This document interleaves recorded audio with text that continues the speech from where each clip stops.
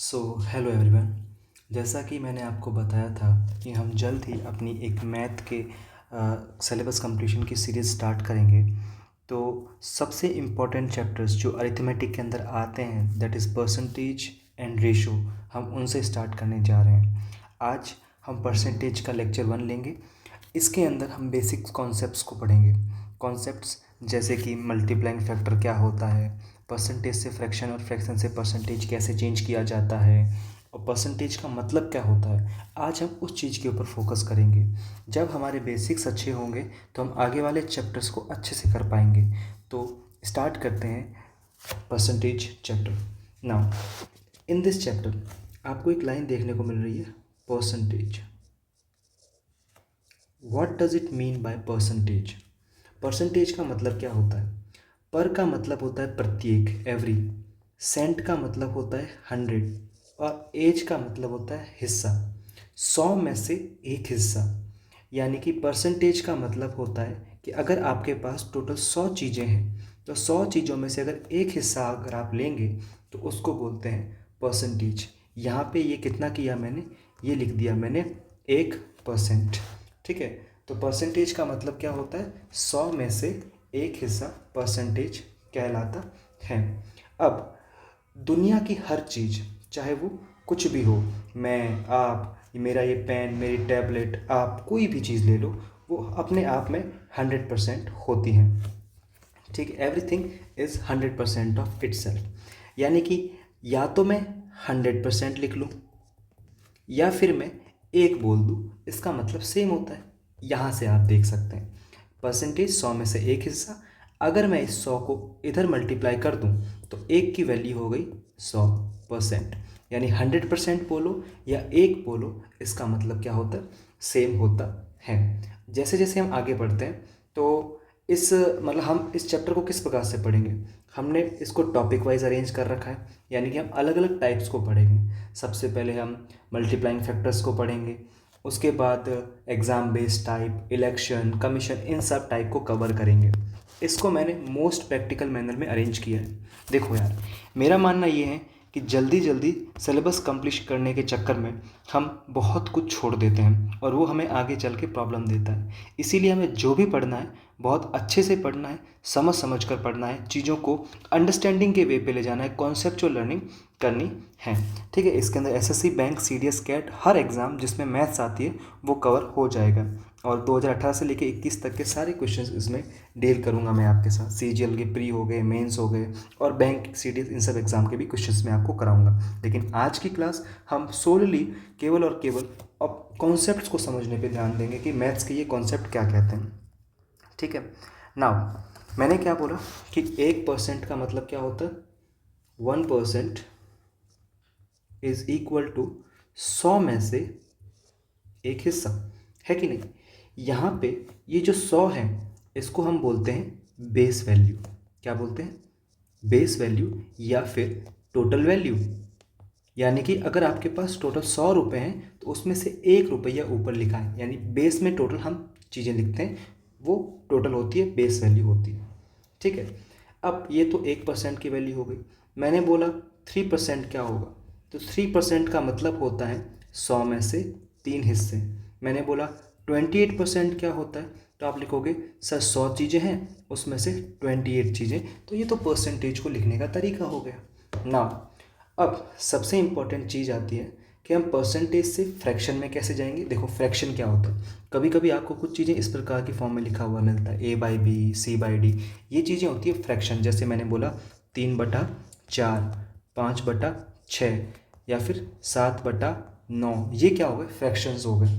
ठीक है, अब क्या हम इसको फ्रैक्शंस में लिख सकते हैं, इसको फ्रैक्शन में लिख सकते हैं, बिल्कुल लिख सकते हैं। कैसे लिखेंगे, मैंने ऊपर और नीचे दोनों को 4 से काटा, 4 7 28, और 4 से काटा 25, 7/25। ये हो गया फ्रैक्शन में लिखने का तरीका। नाउ मैंने बोला x% का मतलब क्या होता है, तो इसको मैं लिख सकता हूँ x गुणा 1%, यानी कि x 1% को मैं लिख सकता हूँ 1/100, यानी कि 100 में से x चीज़ें, x हिस्से। ठीक है, नाउ नेक्स्ट चीज़ में हम जो पढ़ेंगे दैट इज़ हम परसेंटेज को फ्रैक्शन में कैसे चेंज करते हैं और फ्रैक्शन को परसेंटेज में कैसे चेंज करते हैं।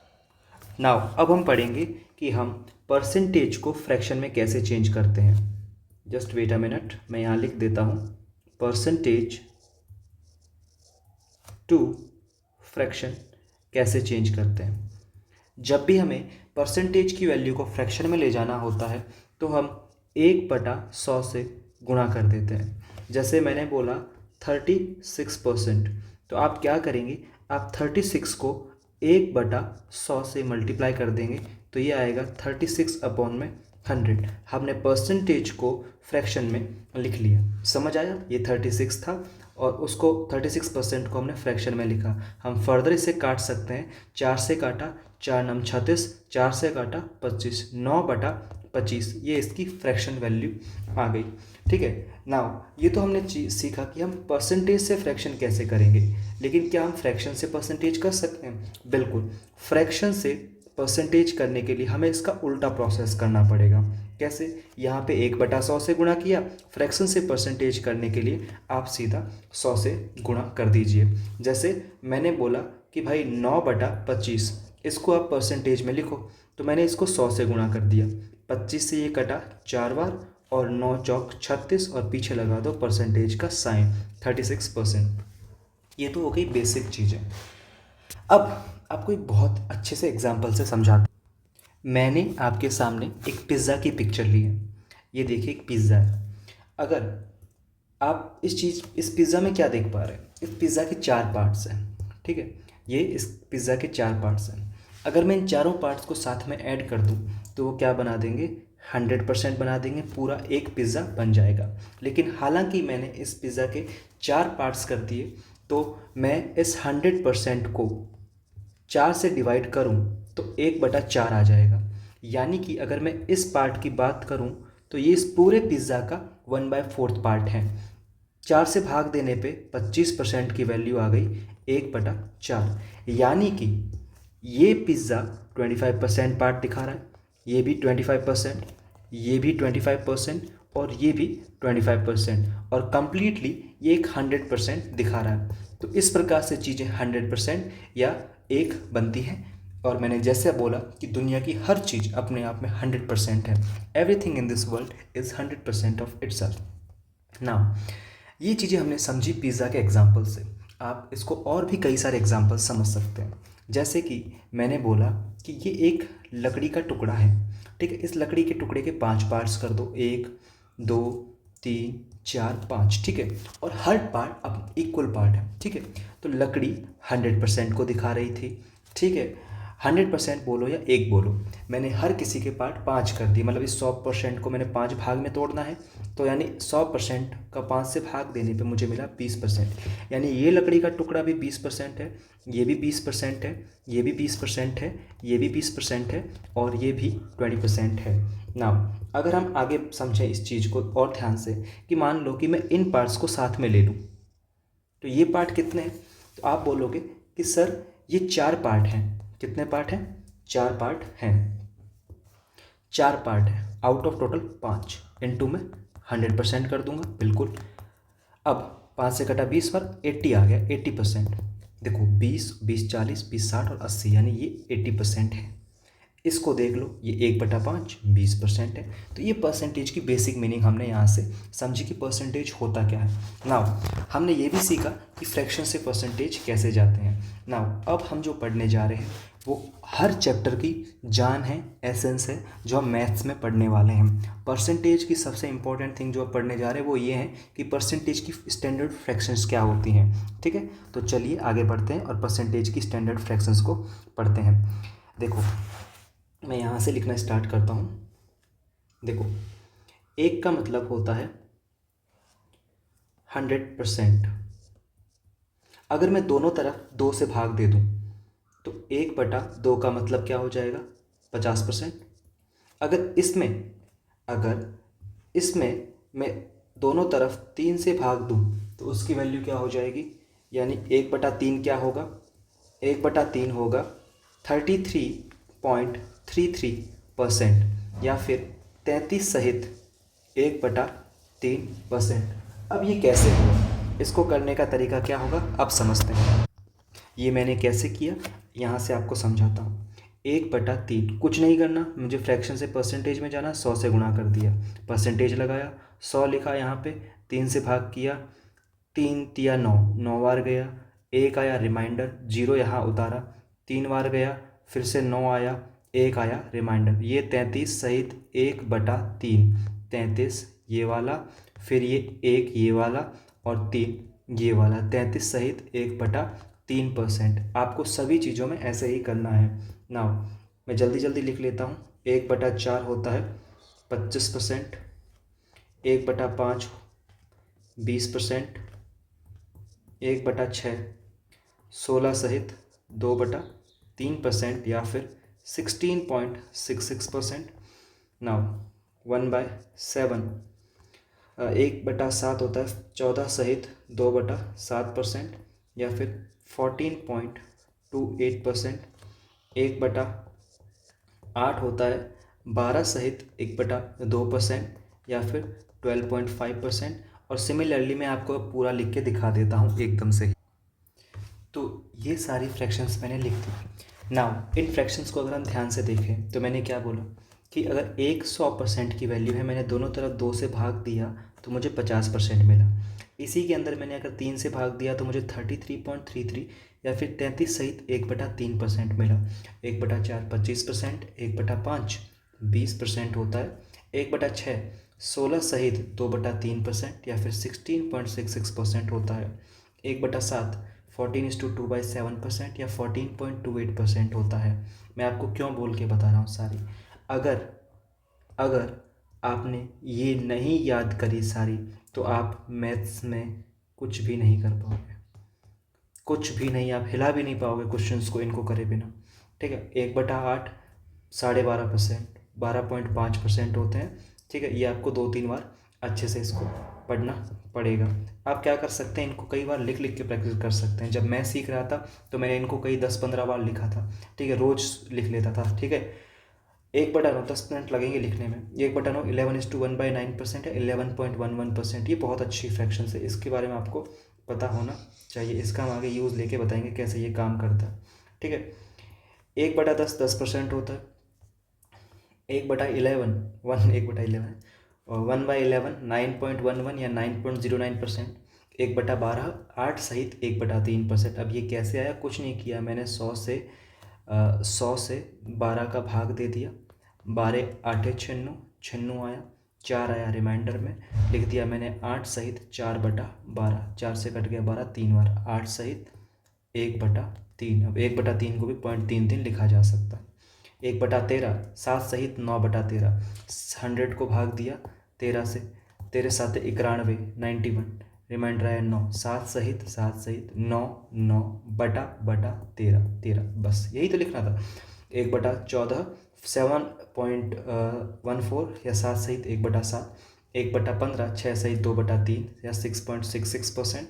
ठीक है, 1/16 6 सहित 1/4 या 6.25%, 1/17 5 सहित 15/17% या 5.88, 1/18 5 सहित 5/9% या 5.55, 1/19 5 सहित 5/19 या 5.26% और 1/20 5%। देखो, चिंता नहीं करनी है कि इसको कैसे याद करेंगे, सब अपने आप हो जाएगा। जैसे जैसे हम क्वेश्चंस करेंगे, क्वेश्चंस में इनका यूज़ लेंगे, सब समझ आ जाएगा। बस मेरी एक रिक्वेस्ट है कि इसको रोज़ आप 10 मिनट का टाइम दे के लिख लेना। क्या लगेगा, कुछ नहीं लिखना। जैसे आप लिखना 1/18 मन में से याद कर दिया भाई, 5 सहित 5/9%, और जल्दी जल्दी लिख के आप मन में भी कर सकते हो इन चीज़ों को, क्योंकि करना बहुत इंपॉर्टेंट है। अगर ये नहीं की तो आपका परसेंटेज क्या, हर चैप्टर ख़राब होगा। ठीक है, तो ये सबसे इंपॉर्टेंट चीज़ होती है। 1/21 4 सहित 16/21%, 1/21 4 सहित 16/21% होता है। ठीक है, 1/22 4 सहित 6/11% या 4.54%, 1/23 4 सहित 16/23%, बाकी 1/24 4 सहित 1/6% या 4.16%, 1/25 4%, 1/30 3:1/3% या 3.33%, 1/40 2.5%, और 1/50 2%, 1/100 1%। इन चीज़ों को अच्छे से करना है। इसके अलावा कुछ फ्रैक्शंस और होती हैं जिनको मैं यहाँ लिख देता हूँ, वो आपको धीरे धीरे सब समझ आ जाएगी कैसे उनको करना है।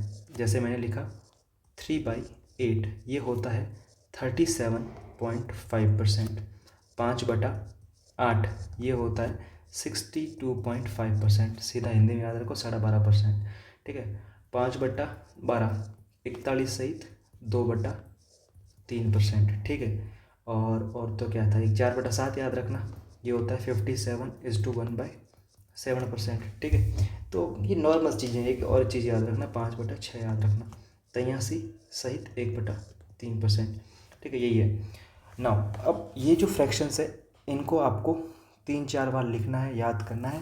और मैंने एक इसके ऊपर हाईलाइट किया था, इसके ऊपर भी हाईलाइट कर लेता हूँ। ये बहुत इंपॉर्टेंट है, इनका यूज़ मैं आपको बताता हूँ कैसे करना होता है, कैसे इनको पढ़ना होता है। ठीक है, आगे बढ़ते हैं। तो स्टैंडर्ड फ्रैक्शन देख ली, मैथमेटिकल मीनिंग समझ लेते हैं परसेंटेज की क्या होती है। Mathematical meaning now pen use करते हैं, ये बड़ा मैंने लिखा यहाँ पे 12/30। ठीक है, 12/30 लिख दिया। यहाँ पे ये जो 30 है ना, ये इसका बेस वैल्यू है, 100% है टोटल वैल्यू। 30 टोटल वैल्यू होने की वजह से 100% की वैल्यू हो गई ना। 30 100% की वैल्यू, मैंने 30 यहाँ भेज दिया इसके नीचे में। आप जानते हैं कि अगर मल्टीप्लिकेशन को इस तरफ लाओगे, मतलब इक्वल टू के साइन के, तो भाग में चेंज हो जाएगा। अगर आप भाग को मतलब इक्वल टू के इस साइड लाएंगे तो मल्टीप्लिकेशन में चेंज जाएगा। माइनस इस साइड आने पे प्लस, और प्लस इस साइड आने पे माइनस हो जाएगा। ये चीज़ें आपको पता होनी चाहिए, बेसिक चीज़ें हम स्कूल लाइफ में पढ़ते हैं। ठीक है, नाउ इसको मैं यहाँ से हटा देता हूँ। ठीक है, यहाँ आते हैं। अगर 30 को यहाँ ले जाऊँगा, यहाँ केवल एक बचेगा, क्या आ गया 100% अपॉन में 30। मुझे 12 की वैल्यू निकालनी है, तो मैंने इस एक से 12 को गुणा कर दिया, तो गुणा करने में तो फ़र्क पड़ेगा नहीं, 12 यहाँ पे भी आ जाएगा, इंटू में 100% अपॉन में 30। ये 3 से ये 0 कटेगा, 3 से ये कटेगा 4 बार, 4 से 10 बार की गुणा होगी, ये आ जाएगा 40%। यानी 12/30 की वैल्यू कितनी होती है, 40% होती है, फ्रैक्शन होता है। यानी इसका मतलब ये होता है कि अगर 30 पूरी वैल्यू है, 100% की वैल्यू है, तो आप मुझे ये बताओ कि 12 क्या है। तो 12 केवल और केवल 40% की वैल्यू। इसको आप ऐसे भी कर सकते थे, काटो इससे, 3 से कट रहा है, 3 चौक 12, 3 दाएँ 30, 100% से गुणा करो, फ्रैक्शन को परसेंटेज में चेंज कर रहे हो, 4 के पीछे 0 आ जाएगा, 40%। लेकिन क्या हम हमेशा ऐसे करेंगे, तो आप बोलोगे सर हमेशा तो ऐसे करने मुश्किल रहेगा। तो इसके लिए अब हम बहुत इंपॉर्टेंट चीज़ें सीखने जा रहे हैं। ठीक है, देखो मैंने बोला कि, पेन तो चेंज कर लूँ भाई, मैंने बोला 1/3 अगर आपका 33 सहित 1/3% है, या फिर 33.33% है, तो मुझे ये बताओ 2/3 क्या होगा। यार 2/3 को तो मैं ऐसे लिख सकता हूँ, 2 गुणा 1/3। ठीक है, 2 1/3 की वैल्यू होती है 33 सहित 1/3। ठीक है, गुणा कर दो सीधा का सीधा, 2 33 से गुणा होगा 66, 2 1 से गुणा होगा 2/3, 66:2/3%। और इसको आप ऐसे भी तो लिख सकते हो 66.66%। समझे। तो इस प्रकार से आपको पता होना चाहिए। मैंने बोला कि भैया 3/4 क्या होता है, तो आपको मन में ये आना चाहिए कि 3/4 गया तेल लेने, मैं ये जानता हूँ कि 1/4 25% होता है। 1/4 अगर 25% है तो उसको मैं 3 से गुणा कर रहा हूँ, यानी कि मैं क्या कर रहा हूँ यहाँ पे, 1 को 3 मतलब 3 को 1/4 से गुणा कर रहा हूँ। 1/4 मेरा 25% होता है, और अगर मैं 3 से गुणा कर रहा हूँ तो मुझे मिलेगा 75%। बेसिक चीज़ें हैं, बहुत बेसिक चीज़ें हैं। ये अगर समझ गए ना आप चीज़ें चेंज करना, तो आपके लिए सब हलवा है यार, कुछ नहीं है ये मैथ वैथ। ये डर है बस मैथ का कि मैथ है ये है, कुछ नहीं है। मैं उस बैकग्राउंड से हूँ, कोई बैकग्राउंड नहीं है यहाँ पे। तरीके से समझना है, जो मेहनत करेगा वो सीख जाएगा। आगे बढ़ते हैं। मैंने बोला कि भैया 1/5 आपके लिए, मैं थोड़ा पेन चेंज कर लेता हूँ, 1 मिनट रुक जा, 1 मिनट भाई, ये करते हैं। मैंने बोला 1/5 होता है 20%। मुझे ये बताओ 3/5 क्या होगा, मुझे ये बताओ 4/5 क्या होगा, 2/5 क्या होगा। कुछ नहीं करना, 1/5 पता है ना, 3/5 कुछ नहीं है, 3 गुणा 1/5 है। 1/5 20 होता है, तो 20 को 3 से गुणा करने पे 60% आ जाएगा। 4/5, 4 को 20% से गुणा करने पे 80, और 2/5 40%। ये बेसिक चीज़ें हैं, कैसे चेंज करना है। नाउ मैंने बोला कि भैया 5/6 क्या होता है। अब देखो यार, बहुत बेसिक बेसिक से पढ़ा रहा हूँ मैं ये समझ के पढ़ा रहा हूँ कि सामने वाले को कुछ नहीं आता, इसीलिए मैं टाइम लूँगा चीज़ों को सिखाने में। सो ये मत सोचना कि ये बहुत धीमे पढ़ाता है आदमी। मैं भाई धीमे नहीं पढ़ा रहा, मैं बहुत टाइम लेके पढ़ा रहा हूँ और मैं अच्छे से पढ़ा रहा हूँ। मतलब जिसको कुछ भी नहीं आता ना, वो भी सब कुछ सीख जाएगा। देखो 5/6, ध्यान से देखो इस चीज़ को। ऊपर वाली चीज़ क्या है, इसको हम बोलते हैं न्यूमरेटर। न्यूमरेटर हिंदी में बोलते हैं इसको अंश। बटा में है डिनोमिनेटर, ठीक है, और इसको हम बोलते हैं हर। शॉर्ट में हम ऊपर वाले को एन आर और नीचे वाले को डी आर लिख देते हैं, न्यूमरेटर और डिनोमिनेटर। देखो होता तो ये है कि न्यूमरेटर हमेशा डिनोमिनेटर से छोटा ही रहता है, ठीक है। न्यूमरेटर हमेशा डिनोमिनेटर छोटा रहता है, इसका मतलब होता है कि इसके सामने खुला है, डिनोमिनेटर बड़ा, ठीक है। अब लेकिन इस केस में क्या हो रहा है, यहाँ पे भी ये सेम चीज़ है, डिनोमीटर 6 है, न्यूमरेटर 5 है, छोटा है। लेकिन कभी कभी कोई बंदा इस चीज़, मान लो किस चीज़ को ऐसे लिख दे, मान लो कि मैंने लिख दिया 7/5। तो क्या ये फ्रैक्शन सही है, क्या ये परफेक्ट फ्रैक्शन है? तो आप बोलोगे नहीं, गलत।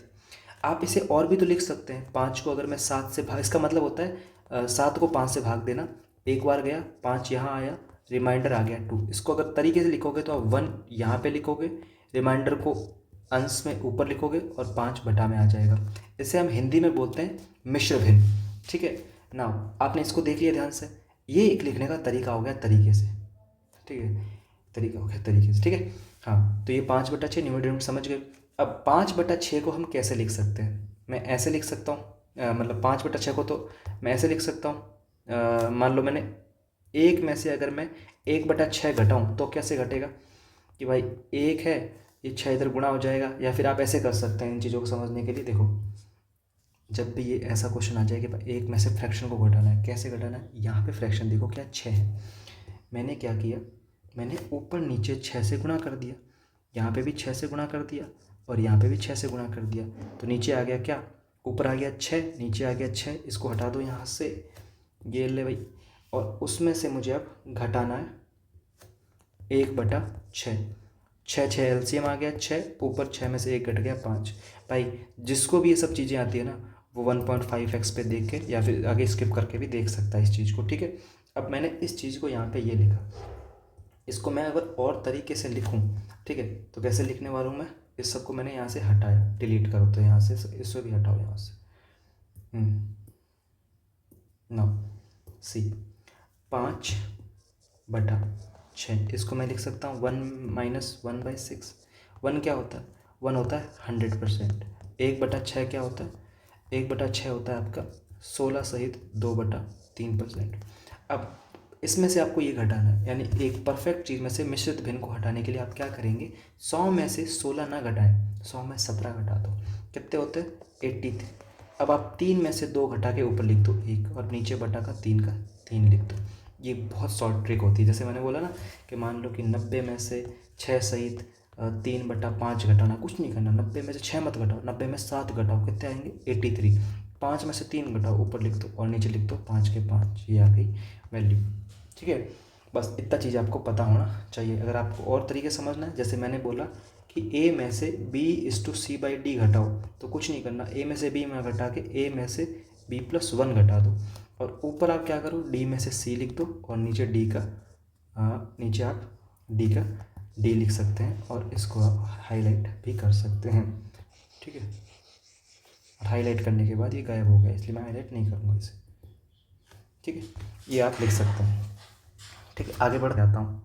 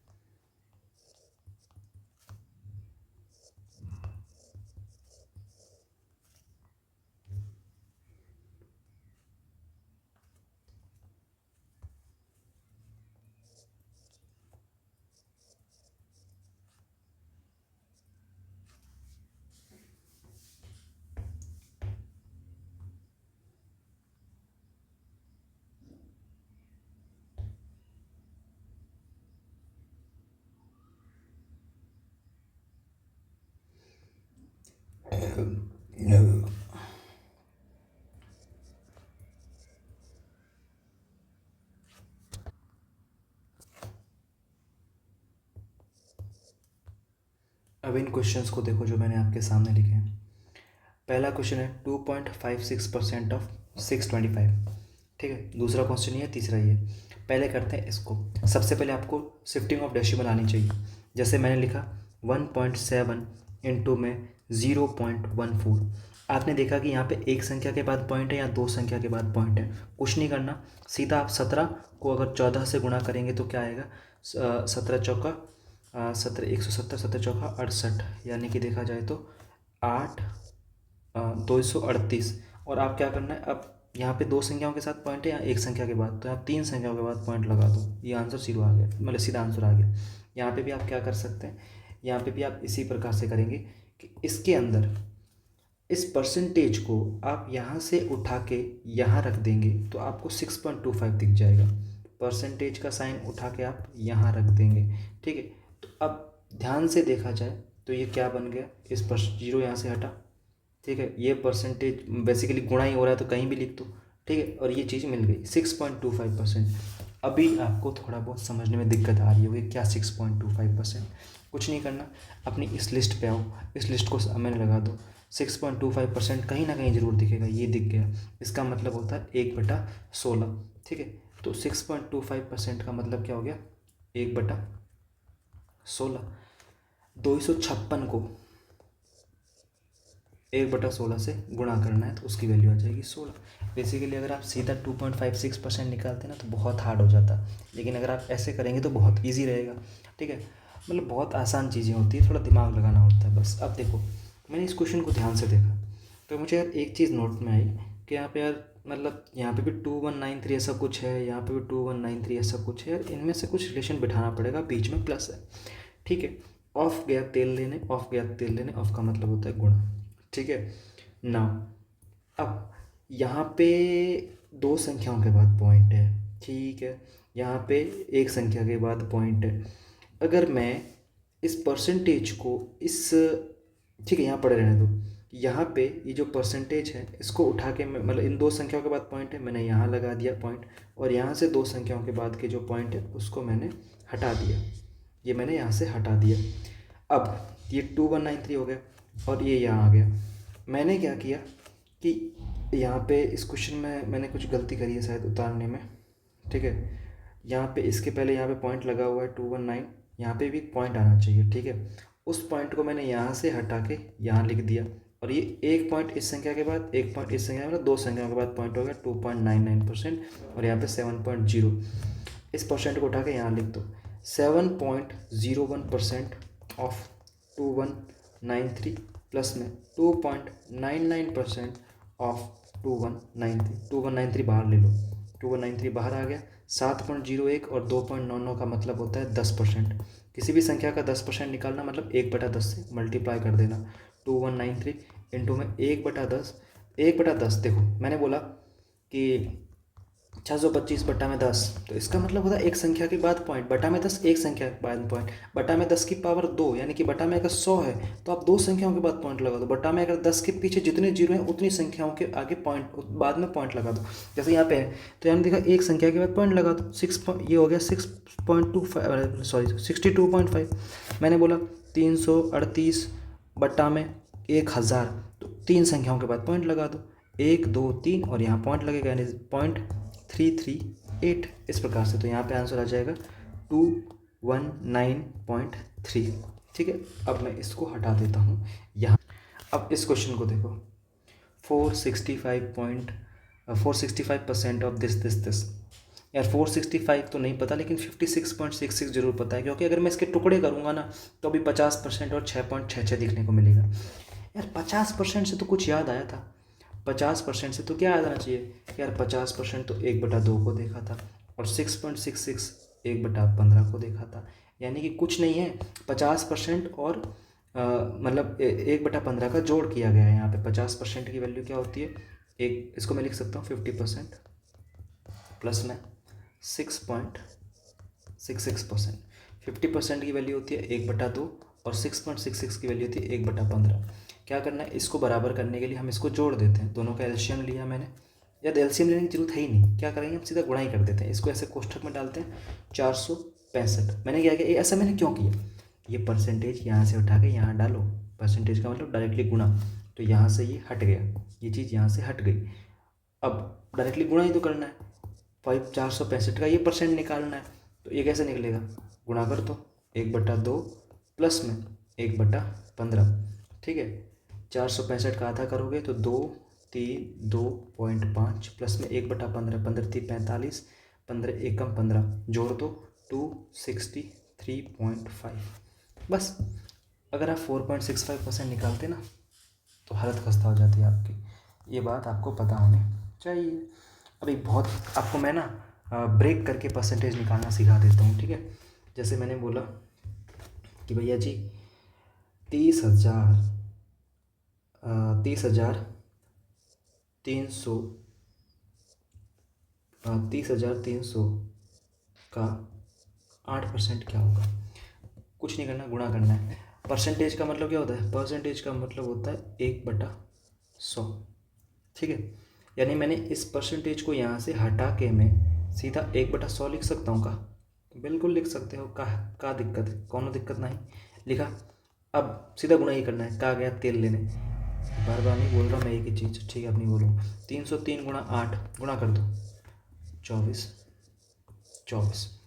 अब ये तो नॉर्मल चीज़ हो गई, यही मैं अगर ऐसे लिखता तो 32,250 का 8%, कुछ नहीं करना, इसको आप मन में ये सोचोगे 32,250 को मैं टुकड़ों में कैसे लिख सकता हूँ, 30,000, तो पहले 30,000 का 8% निकालो, मन में निकालो, 30,000 3 × 8, सीधा ऐसे कर दो, 30,000 को 8 से गुणा कर दो, 2,40,000, 2 जीरो हटा दो तो कितने आ जाएंगे, 3 8 24, और ये आ जाएगा 2 जीरो हट के 2 जीरो हट जाएंगे 2400, ठीक है।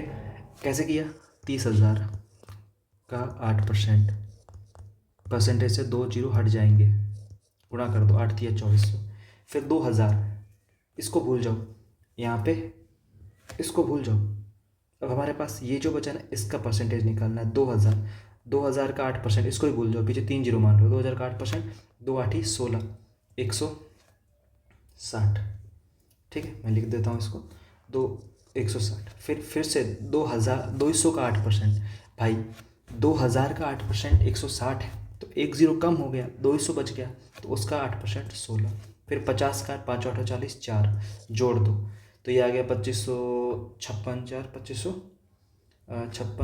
उसके बाद ये 4 60 80 आ गया, 2580 आ गया, कुछ ऐसे ही 2580, ठीक है। तो ये इस प्रकार से परसेंटेज को ब्रेक करते हैं। नाउ जो सबसे इम्पोर्टेंट कॉन्सेप्ट जो मैं आपको पढ़ाने जा रहा हूँ वो है मल्टीप्लाइंग फैक्टर का कॉन्सेप्ट। आज हम मल्टीप्लाइंग फैक्टर कॉन्सेप्ट को अच्छे से कर लेंगे, फिर कल से हम आगे बढ़ेंगे, ठीक है। मल्टीप्लाइंग फैक्टर भी बहुत काम आएगा जब आप प्रॉफिट एंड लॉस पढ़ोगे, discount, compound interest, simple interest, तो उसमें इसका ही योगदान है। जिसने ये सब नहीं पढ़े होंगे ना मल्टीप्लाइंग फैक्टर क्या होता है, तो उससे समझ नहीं आएगा आगे परसेंटेज के अंदर, मतलब कोई चैप्टर समझ नहीं आएगा, ठीक है। इसलिए इस चैप्टर को मैं बहुत अच्छे से पढ़ाने वाला हूँ, ठीक है। बाकी सब चैप्टर में फिर भी कटौती की जा सकती है कुछ क्वेश्चंस की, कुछ टाइम की, लेकिन यहाँ पे नो कटौती, ठीक है। आज अब हम पढ़ने जा रहे हैं मल्टीप्लाइंग फैक्टर का कॉन्सेप्ट।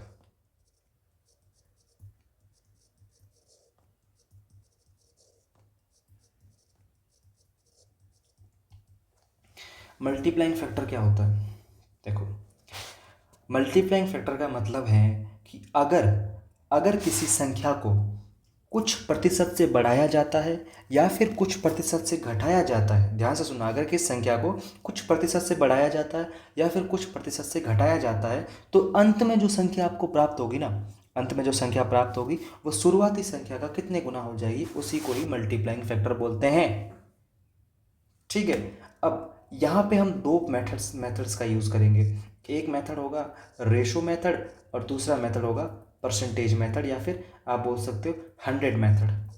कैसे, मैंने बोला कि एक संख्या थी जिसको आपने 30% बढ़ा दिया, 30% बढ़ा दिया, कोई संख्या थी उसको आपने 30% बढ़ा दिया, ठीक है। यानी कि अगर कोई संख्या शुरुआत में 100 थी तो 100 का 30% कितना होता है, इनिशियल लिख रहा हूँ यहाँ पे, इनिशियल का मतलब शुरुआत में अगर 100 थी वो संख्या तो 100 का 30% बढ़ के कितनी हो गई, 100 का 30% होता है 30, 30 बढ़ के 130 हो गई और ये आपका फाइनल रिजल्ट है। देखो 100 में जो भी चेंज होता है वो परसेंटेज में होगा, मतलब संख्या में होगा। जैसे मैंने बोला 100 है, 100 का 50% निकालो तो कुछ नहीं करना, 50% से ये 2 जीरो हट जाएंगे, 1 गुना 50 50 आ जाएगा। मैंने बोला 100 का 200% निकालो तो कुछ नहीं करना, परसेंटेज से 2 जीरो हटाओ 1 इंटू 200 आ गया। तो 100 में जो भी चेंज होगा वो डायरेक्ट परसेंटेज के अंदर ही होगा, ये चीज़ आपको पता होनी चाहिए। तो 100 से वो संख्या क्या हो गई, 130 हो गई, क्योंकि हमने उसके अंदर 15% मतलब 30% की बढ़ोतरी कर दी। ध्यान से देखो, अगर कोई संख्या 100 से 130 हो गई तो क्या वो संख्या अपने आप की 130/100 गुना नहीं हो गई? 130/100 गुना कैसे, यानी 100 का अगर 130/100 गुना करोगे तो 130 आ जाएगा। अब मैंने बोला जितनी संख्या उसके बाद पॉइंट लगा दो, 130/100, जीरो से जीरो हटा, अब एक जीरो बट गया, वो इसकी जगह पॉइंट यहाँ पे आ जाएगा, तो मैं इसको लिख दूंगा 1.3, एक संख्या के बाद पॉइंट, तो यहाँ पे क्या आ जाएगा 1.3 टाइम्स हो गई। अब ये जो मैंने 1.3 टाइम्स लिखा है ना, इसी को बोलते हैं मल्टीप्लाइंग फैक्टर, स्केलिंग फैक्टर, और हिंदी में बोलते हैं यार, मतलब हिंदी का इसका नहीं पता मल्टीप्लाई फैक्टर को क्या बोलते हैं। मतलब आप किसी चीज़ को कुछ क्रम से बढ़ाते जा रहे हो, शुरुआत संख्या अंतिम संख्या का अंतिम संख्या में अंतर, मतलब रिलेशन बताता है ये कि भाई फाइनल संख्या इनिशियल संख्या कितने गुना हो गई, वही इसका मल्टीप्लाइंग फैक्टर होता है। नाउ आगे बढ़ते हैं। ये तो नॉर्मल सा सवाल हमने किया। मैंने एक क्वेश्चन देता हूँ आपको। मैंने बोला कि आपने किसी संख्या में 37.5% की बढ़ोतरी कर दी। 37.5% मैंने आपको बोला था कि फ्रैक्शन होती है, इसकी वैल्यू होती है 3/8। यानी कि अगर इनिशियल संख्या 8 थी, इनिशियल संख्या 8 थी, तो वो अपने आप की बढ़ रही है 3, उसका 37.5% कितना होता है 3, वो बढ़ गई और फाइनल में कितनी हो गई 11। देखो यार इसका मतलब पता है क्या होता है, देखो मैंने बोला कि अगर संख्या 10% बढ़ रही है, मैंने बोला कि अगर संख्या 10% बढ़ रही है, इसको हटाता हूँ एक बार, 10% बढ़ रही है, तो 10% की फ्रैक्शन वैल्यू क्या होती है 1/10, और क्या हो रही है बढ़ रही है। यानी कि अगर कोई संख्या 10 है तो उसका 10% कितना होगा 1, और वो बढ़ रही है, यानी वो संख्या 10 से क्या हो गई 11 हो गई। ठीक है, ये मैंने जब मैं स्ट्रेटजी बताया उसमें भी यही बोला था, एक एग्जाम्पल लिया था। ठीक है, तो अब यहाँ पे अगर 37.5% यानी 37.5% की बात करें तो उसकी वैल्यू होती है 3/8, यानी अगर संख्या 8 है तो अपने आप का 37.5% यानी कि 3 बढ़ के 11 हो गई। अगर फाइनल में देखा जाए तो संख्या अपने आप का 11/8 गुना हो गई। ठीक है, 11/8 गुना मतलब 8 का 11/8 गुना क्या होगा, काटो काटो काटो 11 आ गया। ठीक है, ये 11/8 ही मल्टीप्लाइंग फैक्टर होता है। ठीक है, तो मल्टीप्लाइंग फैक्टर का मतलब ये होता है कि अगर किसी संख्या को कुछ प्रतिशत से बढ़ाया या घटाया जाए तो अंतिम में जो प्राप्त होगी संख्या वो शुरुआती संख्या का कितना गुना हो जाएगी, उसे ही हम मल्टीप्लाइंग फैक्टर बोलते हैं। मल्टीप्लाइंग फैक्टर समझ आना बहुत ज़रूरी होता है। ठीक है, अब हम एग्जाम्पल से समझते हैं। ठीक है, मैंने बोला संख्या में एक मिनट रुको, 40% इंक्रीज करना है, 35% इंक्रीज करना है और 62.5% इंक्रीज करना है।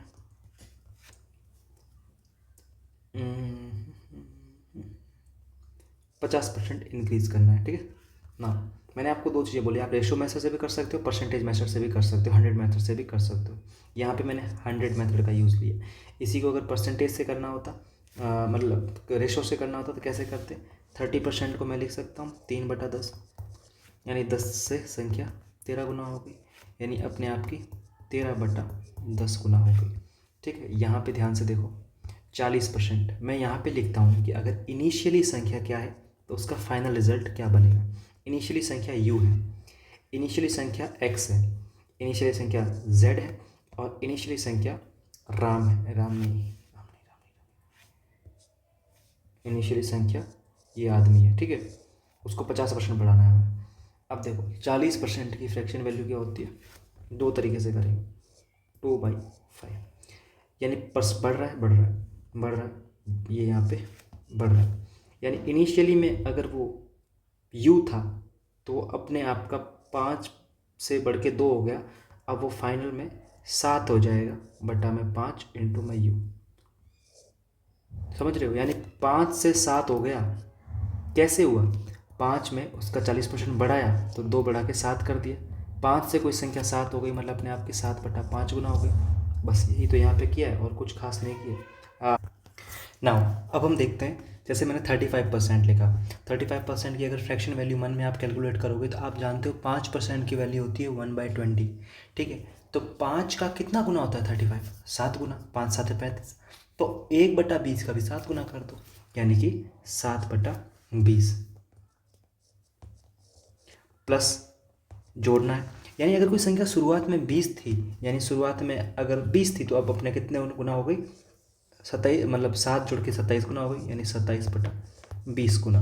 इसी प्रकार 65.8 का मतलब होगा 5/8, यानी अगर शुरुआत में संख्या 8 थी तो 8 से बढ़ के क्या हो गई, 8 में 5 जोड़ दो 13 गुना हो, 8 13 हो गई, मतलब अपने आप का 13/8 टाइम्स हो गई। ठीक है, नाउ जेड 8 ना होके जेड थी, 8 की वैल्यू जेड के बराबर है, 1 की वैल्यू क्या हो गई Z/8, 13 की वैल्यू क्या आ गई 13Z/8, यानी कि अब वो 13Z/8 हो गई।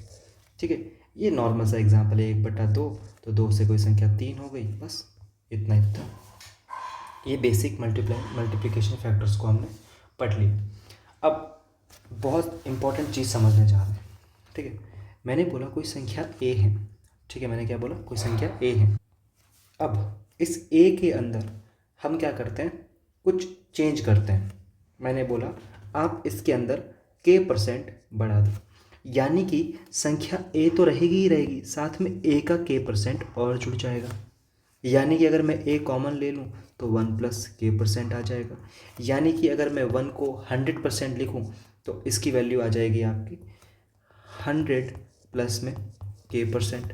अब यहाँ पे मल्टीप्लाइंग फैक्टर चीज़ क्या है, ये आपको देखने को मिल रहा है, 1 + k% हो गया, 100 + k% हो गया। यार यही मल्टीप्लाइंग फैक्टर होता है। बस इतना आपको समझना है कि मल्टीप्लाइंग फैक्टर क्या होता है। बस यही मल्टीप्लाइंग फैक्टर है जो आगे हमें पढ़ना है, हर जगह काम आएगा। आगे आपको पता है कैसे काम आएगा, काम ऐसे आएगा कि फॉर एग्ज़ाम्पल राम की सैलरी के अंदर 20% इंक्रीज़ हुआ। ठीक है, राम की सैलरी के अंदर 20% इंक्रीज़ हुआ और राम की प्रेजेंट सैलरी 18,000 है। प्रेजेंट सैलरी कितनी, प्रेजेंट सैलरी 18,000 है आफ्टर इंक्रीमेंट। तो राम की पहले सैलरी कितनी थी, 20% की वैल्यू क्या होती है 1/5, यानी कि राम की सैलरी अगर 5 थी तो 5 में 20% बढ़ गया, यानी 1 बढ़ गई 6 हो गई। 6 की वैल्यू दे दी है 18,000। ठीक है, कितने गुना है 3000 टाइम्स, तो 5 की वैल्यू भी 3000 टाइम्स हो जाएगी और वो हो जाएगी 15K, यानी 15,000, 15,000 इनिशियल सैलरी थी। इसका यूज़ हम इस प्रकार से करते हैं मल्टीप्लाइंग फैक्टर का। ठीक है, तो आज हमने क्या क्या सीखा, आज हमने सीखा कि बेसिक परसेंटेज क्या होता है, बेसिक परसेंटेज की फ्रैक्शन से परसेंटेज और परसेंटेज से फ्रैक्शन में कैसे कन्वर्ट करते हैं, इन सब चीज़ों को समझा और मल्टीप्लिकेशन फैक्टर को समझा और इम्पोर्टेंट थोड़े बहुत 1-2 क्वेश्चन किए। कल की क्लास से हम इसको आगे कंटिन्यू करेंगे और कल से ही हम अच्छे खासे लेवल वाले क्वेश्चन स्टार्ट कर देंगे।